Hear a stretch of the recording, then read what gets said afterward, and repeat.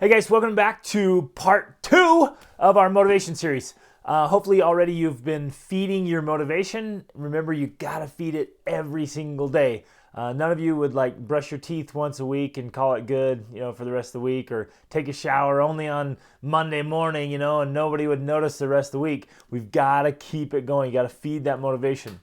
Now, motivation is multifaceted, right? It comes from many parts. And so we're going to go through in this series, we're going to hit all these parts. And what's interesting is a lot of people inadvertently are tanking their own motivation without knowing it. They might have picked up habits when they were kids that have literally been keeping motivation out of their life and they didn't even know it. So we're going to dive in there. We're going to back it up with all the research, but it's going to be affected. And again, motivation and energy and how you feel, feeling excited, feeling energized and alive. It's all part of this holistic you, the whole you, the complete package. And it's interesting that one of the reasons people fail a lot of the times in success and happiness and life and motivation is they think it's one thing. It'll be just this one thing. Give me the secret ingredient. What's the one thing that'll transform my whole life? And they don't realize how each part plays its role. And so we're going to dive into the physical side of it, the mental side of it, the emotional side of it, the spiritual side of it, the social side of it. We'll dig into this whole aspect of how you're being affected positively or negatively through each of those habits and patterns that we have in our life. So today we're hitting the physical. And this one is easy to understand because, I'll just ask you a question. Like when you don't feel well physically, what does that do to your motivation, right? And it tanks it. It actually, when we're not feeling well at our best physically, it makes it harder to control our emotions, control our thoughts, to get creative thinking, to work on our life mission and purpose and our goals and the things we're going after. It affects every part of that. And so today we're going to talk about how do we optimize our bodies. And you'll understand, anytime you've gotten a cold or you're just sick or something, all your goals, these crash and burn, right? I mean, everything we're tracking, we're working, we're doing all this stuff, it just tanks out because we don't feel well physically. And so we've got to get our bodies in really essentially the best shape of our life. Get in a great physical condition so that we feel great physically. You felt that, right? When you're just energized and alive, you got a spring in your step and it feels good. And it's shocking how much the physical condition of our body affects our emotions and our thoughts and our interactions with others and the motivation we feel towards whatever we're working on. It makes a huge difference. So each of you right now, we're just going to kind of give you a simple invitation to just do a quick, self-analysis of what kind of condition you're in, as far as flexibility, your ideal weight. And again, do not interpret this to be that you should look like some other person. I want you to be your best you. What's that best physical condition for you? Because if we're carrying around extra weight, it's literally like having if I'm 20 pounds overweight, it's like just having this 20-pound weight vest on everything I'm trying to do. It makes it all so much harder. And so flexibility, fitness level, what you're eating, all that. So your energy level, and we're going to talk about sleep. We're going to get into all this stuff. And it's going to be awesome. So actually, let's start with sleep. If you're not sleeping well, and you may not be getting the length of hours you'd like, but you at least need to sleep well. And we all know that if we've been interrupted in our sleep or we didn't sleep well, getting up in the morning, you are not motivated. Even if you went to bed with a list of all the things you're to work on, and you're all excited about your list, and I know what I'm going to do, and you didn't sleep well, you're going to get up and just be I got nothing. I don't want to do this. And so we got to sleep well. One of the things that I'm seeing, I'm just give you a couple tips here and strategies. Please feel free to ask questions too, and I can expound more on these things. But one of the things that I see people doing a lot lately, because we're living in this age of devices, is right before bed, they're looking on their device, and they're on there, they're scrolling, watching movies or Netflix or whatever, and all that light coming in is kind of activating our minds, and it's making it harder to sleep at night. So one of the strategies you got to go for is just shut off devices about 2 hours before you want to go to sleep. Okay, no devices, and spend some time reading some books, and read books that aren't going to keep you up till 3 a.m. The exciting ones, right? Read some books that'll just kind of slow you down, settle things down, and establish some bedtime routines for yourself that you know are just very relaxing. For some of you, it might be a bath or a shower, some warm milk, or whatever, just something that just starts to relax you. And get in that mode where it's just this peaceful relaxation. And then keep your bed for 2 things, sex and sleep. So don't sit in there like watching TV and eating popcorn and doing all this other stuff. Just have it be dedicated for that. Then make your room as dark as possible. Just get rid of all the lights you can. Just darken that thing out so when you can go to sleep, you are out cold. And then, of course, vigorous exercise, which you're talking about. Vigorous exercise actually helps you sleep better. So if you're not physically moving your body a lot during the day, say you do work that's just, you sit a lot at a desk or in a cubicle or whatever, or you just, you're around the house and you're sitting a lot, you're not really active, make sure you're including a lot of movement, which that'll fit into the second part of their exercise I'll talk about. But a lot of physical movement actually helps you sleep better at night. If you need to, get some earplugs or some, I don't even know what those are called, little just eye shades, like a little sleeping mask. Just boom, gonzo. Get a comfortable pillow and a comfortable mattress. If you need to invest in a better mattress and a better pillow, do it. It's worth it. Like you got to get some good sleep so you can wake up refreshed. If you perpetually and consistently are finding yourself waking up and not refreshed, something's got to give there. And all these other elements we're going to talk about right now will actually help that. Because what you're eating affects it, and the amount of movement and exercise you have affects it. So, and all the conditions you're in affects it. So make sure you sleep well at night. Okay, let's talk exercise. Move. And I would say first thing in the morning, like literally just get up and move. And it's best if you do it in the morning as part of your morning ritual. Just get up, move, and you're like, well, what should I do for my workouts? And what should I do? What kind of, do I need to have this detailed, extensive, complicated routine of exercise program? No. I mean, you could if you want to geek out about it. I know I did for years and years and years. I was a personal trainer for a long time. The biggest thing is just move. Get up and move. Do whatever you want to do. If you want to go swim, you want to go bike, you want to dance, you want to run, you want to jump rope, you want to just do high intensity training, interval training, like whatever you want to do. It doesn't matter. Just move your entire body. Just get your body moving up and down and around and twisting and moving, and just move your body. The body thrives on that. It has to move, and we live in a very, very sedentary society and culture and time of the world. So get up and move your body. Breathing is next. We have to do these breathing exercises because we're slumped over, we got poor posture, and we just kind of are breathing, right? We need to work on our posture. So it's like you're pulling a string from your chest here, from your sternum, like there's a string lifting up. Get in a good posture when you're sitting, when you're standing, everything you're doing, just roll your shoulders back. Get into a good posture and practice having that better posture. A lot of you are probably slumping a lot, and I'll slump too, but just work on that posture and then breathe and take deep breaths. And there's actually breathing exercises if you want to study them more, but one great one is just take 60 seconds to 2 minutes and just take deep breaths like this, and you want to actually make sound. And you just want to really oxygenate your body, okay? And your fingers will get a little tingly, your head, you'll get lightheaded, but you'll get used to it. And you just want to oxygenate your body. And high performers, athletes, guys who are doing like incredible physical feats and setting world records around the world, they're doing it primarily based on these breathing techniques that just really oxygenate their bodies. So wake up, have that be part of your routine, and do it a few times during the day. Anytime you need to get engaged, anytime you're feeling kind of down, get engaged with a breathing exercise.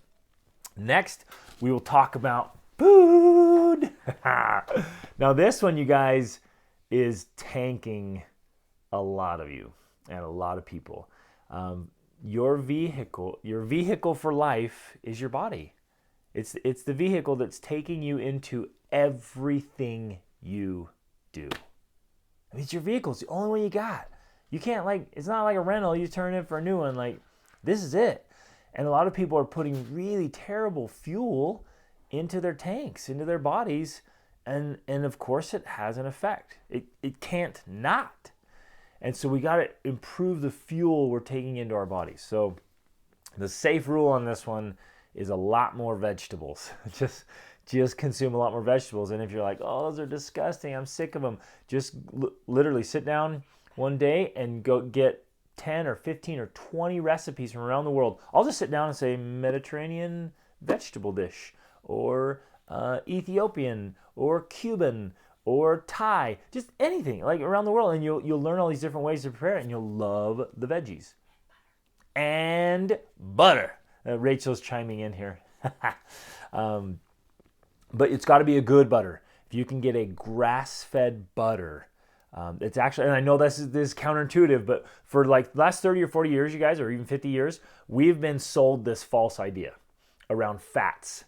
And, somebody's like, well, I think fat's making us fat. And it's like, whoa. It's actually, the research is like crystal clear. It's the sugars, high refined sugar and carbohydrates and things. Those are the turning into the fats. So it's actually the good butters and good fats. Our bodies really need them. And they actually help you digest and process vegetables better. So get good grass-fed butters into your body, which I'll tie in now to ketones. Now, we don't have to get into ketosis and all this stuff, but there's good little fats in butters and like coconut oil, things like that get in. And this, we could get super complicated. I love this stuff, right? Inside your cells and your mitochondria, there's a little thing called the Krebs cycle. It goes from ADP to ATP. That's all this fancy science stuff.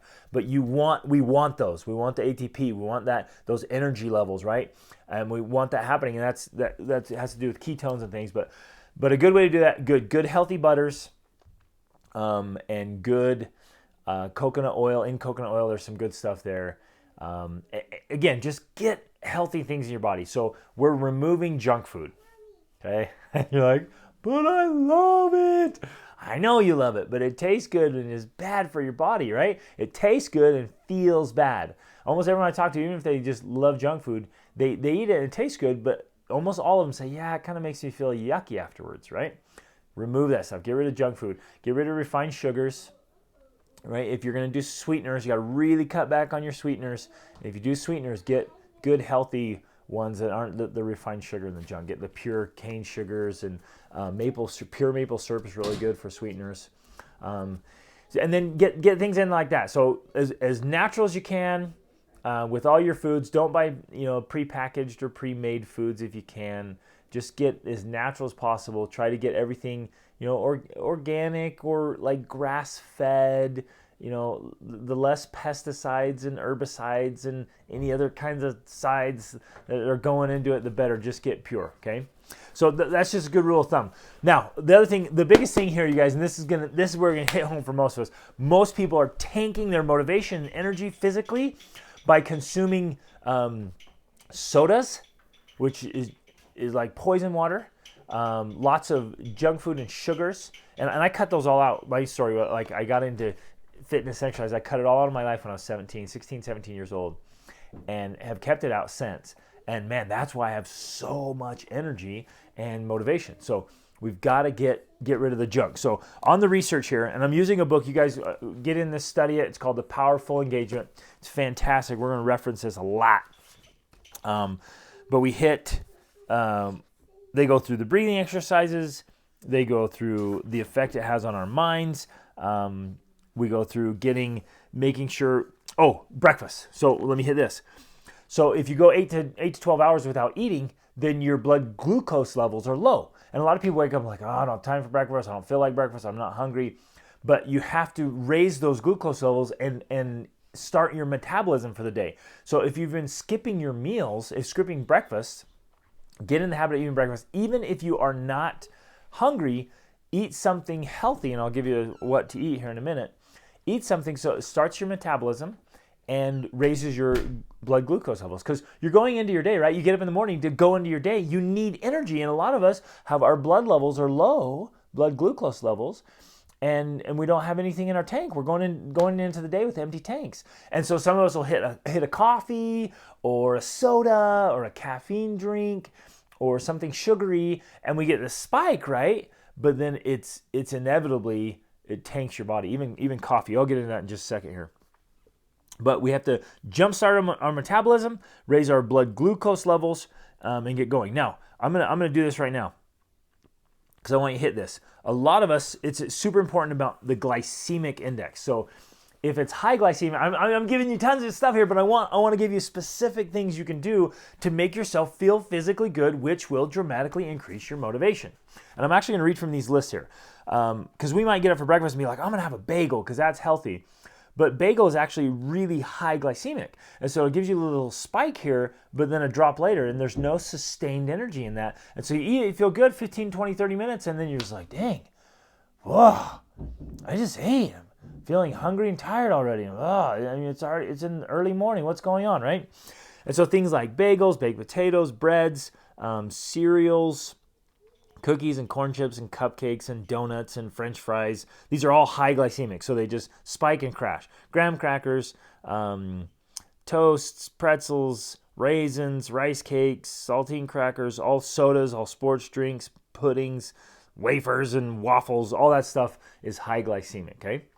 Moderate would be like apricots and bananas and beans and beets and berries and biscuits, canned fruit, cantaloupe, cereal bars, chocolate. These are moderate levels. Couscous, fruit cocktails, croissants, granola, grapes, honey, juices, lentil soups, mangoes, muffins, oatmeal, orange juice, pasta and pastries, pineapple, popcorn, potato chips, raisins, rice, sugar, and sweet potatoes. All those are moderate on the level. So they're like, okay. But the goal is we want to eat things that are low glycemic, so it actually gives us sustained energy. So the more things you eat off the low glycemic index, the longer and more sustained energy you'll have, and you'll not get these little spikes and these drops, right? It crashes. So I'm going to read the whole list on the low side and jot down the things that you want to start including more of in your meals, and it'll give you sustained energy throughout the day. Almonds, apples, beans, cabbage, cashews. And I mentioned bean soups on the moderate, but beans are on the low. Cashews, cherries, chicken, cottage cheese, dried apricots, eggs, grapefruits, green vegetables, lentils, milk, mozzarella cheese, nutrition bars, oranges, peaches, peanut butter, peanuts, pears, pecans, pistachios, plums, prunes, pumpkin seeds. Whoa, a lot of peas. Soy milk. Split peas, sunflower seeds, tomato soup, tomatoes, tuna, turkey, walnuts, and plain yogurt. And so just review that again, stop it, go back through it if you need to, but jot down that list and include as many of those things as you can. Then we've got to actually divide up our meals. Instead of eating 3 big meals, we've got to have, they're actually saying, all the research showing 5 to 6 meals throughout the day is better. So really what you're doing is you're eating just enough in a portion to give you energy for the next 2 to 3 hours. That's it. And so, and you can have a couple snacks in between. You want to have just good, sustained energy. And they did tons of research on this. That's just, eat smaller meals to give you energy for the next 2 to 3 hours and go like that if you can. And it doesn't have to be elaborate. You're not adding pain and mayhem and chaos to your life, right? But you're just trying to get these low glycemic, healthy foods into your body more often. Interesting thing, we're going to come back to the whole idea of breakfast and dinner. In the United States especially, we have small breakfasts and huge dinners. And it's kind of ironic. We were eating this massive meal right before we go to sleep when our body needs less energy. And so they found that just across all the research they've done, that people who have small breakfasts and huge dinners are way more overweight. And so they switched those around, and they took these test groups, right? And literally all they did, they didn't change anything else. They just had smaller dinner, bigger breakfast, and on average, the participants lost 2.3 pounds per week more than those who ate the most later in the day. So literally just by switching, having more food for breakfast and less for dinner, They lost 2.3 pounds per week more. You guys, that's 50 pounds you can lose in 6 months. Wow. Just by eating good things for breakfast and a smaller dinner. I mean, it's awesome. And have your last meal, like, don't anything, a couple hours before bed helps. And of course, get hydrated. Most of us are dehydrated, and it's interesting, if you dehydrate a muscle, right, take any of your muscle bodies and you dehydrate a muscle as little as 3%, you lose as much as 10% of its strength and 8% of its speed. So if you get dehydrated just a little bit, your muscles start losing their efficiency. So there you go. You're just kind of dragging through the day. A lot of us are dehydrated. So, and then here's this.